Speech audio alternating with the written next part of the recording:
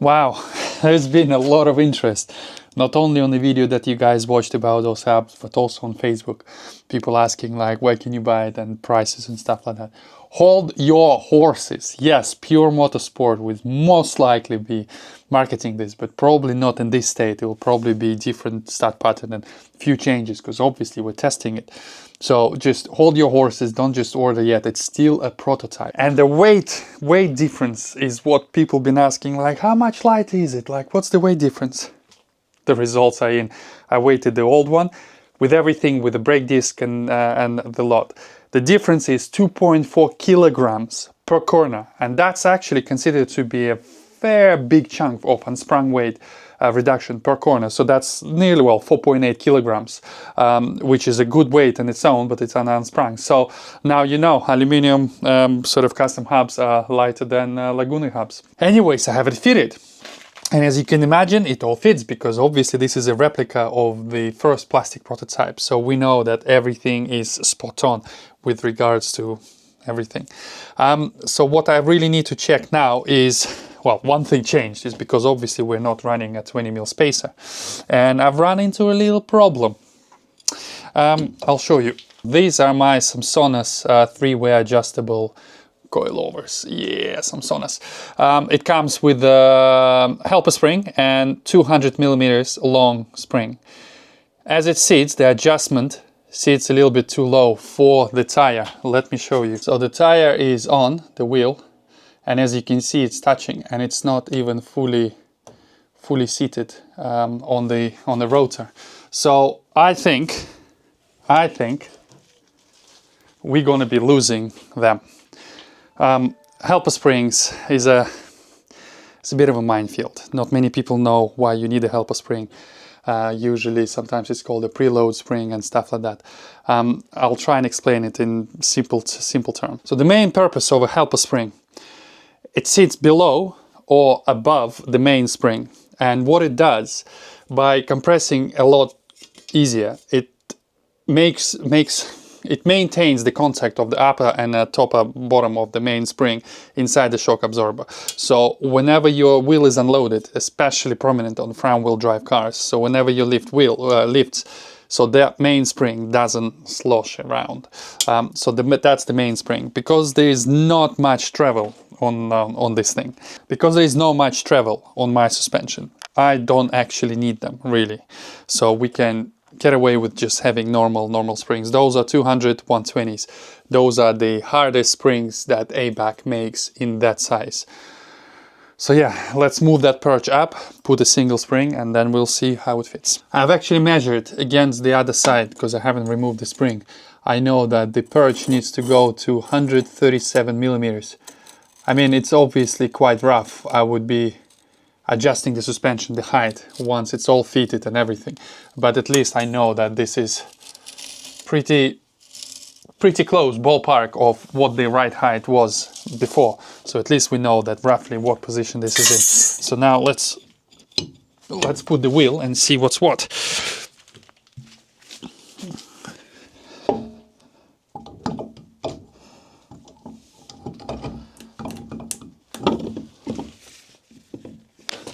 Okay. Houston, I think we have liftoff. As you can see, it clears the perch, and there is a good, healthy, nearly 10mm gap between the tire and the tire and the strut itself. And also weight saving. We're saving another spring and a little perch. Let's bolt this up and check for bump steer. Extremely important step is doing bump steer correction. Bump steer correction? Checking for bump steer and correct the unwanted bump steer. I made a video, but I don't think I've edited it. Just remembered, so I need to do that. But very quickly, bump steer is when on bumps or suspension travel up and down, the car does the steering. Bump steer. So in extreme cases, and I've done some measurements, this is not from today, I've done some from today, but this is from previous, and it can actually swap from left to right. So in the extreme cases, this was giving me 3 3 millimeters of per side, 3 millimeters of I think this is toe in. So from neutral position when it sits, when it goes all the way compression, it goes 3 mil toe in, and then all the way when it drops, when you're turning the other way, it goes 2 mil out. So that was 5 millimeters of travel of the wheel doing that while the suspension goes up and down. You want to have it as zero as possible, and I got it down last time very, very close. It was literally doing it about half a mil on full compression and about 0.3 of a mil on full drop. So we need to do exactly the same. And I've done some testing. We have an apparatus like that. This is free to sort of move. Then you have a plate, whatever plate you want, aluminium, wood, anything, piece of wood. And then I have scale just so I know the height. And I've marked today that we're going from 10 to 90. So we have a full 80 millimeters of travel. That's from complete drop to complete compression. And we're basically measuring from about 50. This is our middle ground. And then I have a little roller that I 3D printed this thing. So that basically just guides it. So the thing is not on a single gauge, so it basically glides on two sides, and you have a single gauge that you zero, and I'm gonna show you now.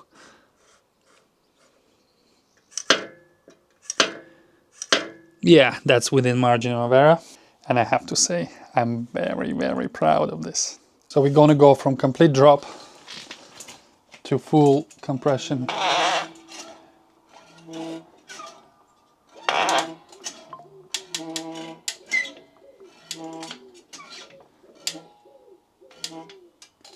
Did you see what happened?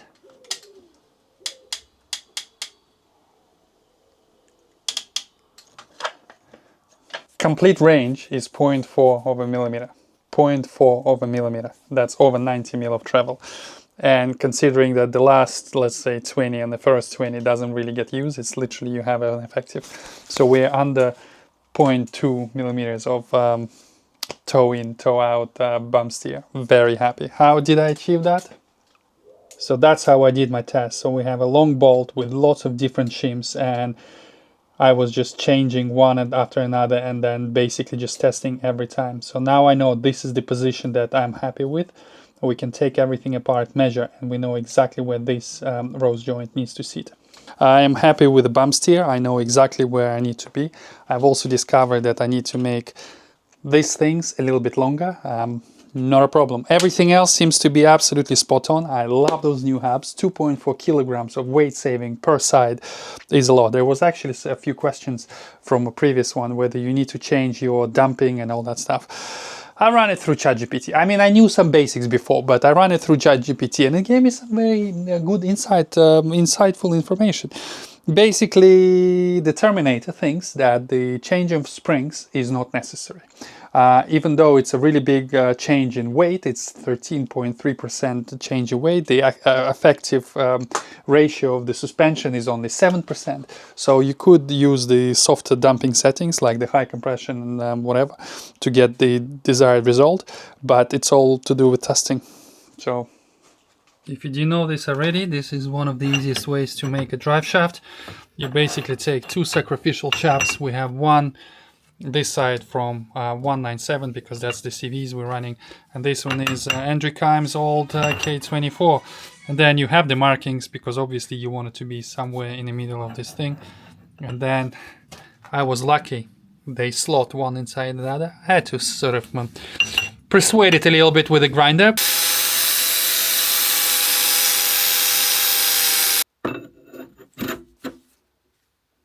I'm happy with this, and now we basically just weld, and then when you send it off with this new thing and then the splines, and people make you new shafts.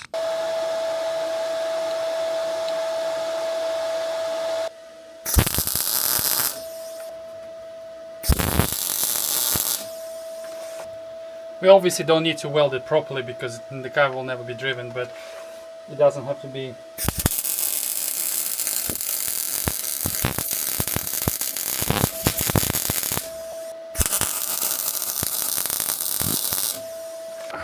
That's all there is there needed. Exactly the same principle on the other side. I thought I'll show you like that, not on the car, it's easier. So this is the standard Volkswagen. This is a standard Clio 197, and lucky enough, this is a big thing. So all I had to do is just slightly modify this just so they slide. And then what I do is I mark, if you can see those marks, you mark full extension all the way down to the cap, and then full retraction all the way out. And then you basically mark in the middle, put it in like that, put it back inside, double check that everything, because obviously the shafts, they move, oscillate, and you want that movement. So it's always best to put it right in the middle. That's it. Just weld it around. Again, it's not a structural weld, doesn't need to hold as long as it retains the shape. That's it. And then you send them for machining. Now you know. I mean, I'm sure you knew that before, but that's how I make them myself, and I think it's pretty much standard how people make them. So now we have two shafts. One is slightly longer than the other one. Let's pack it and send it away. Anyways, I am done for today. I have achieved everything that I wanted to achieve. We basically have two mock-up drive shafts that are going to be sent, and hopefully a couple of weeks, 3 weeks or something, they will be done. Thanks for watching, and hopefully you found all of this a little bit more useful and a little bit more insightful.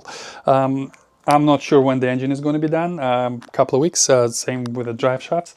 That's it.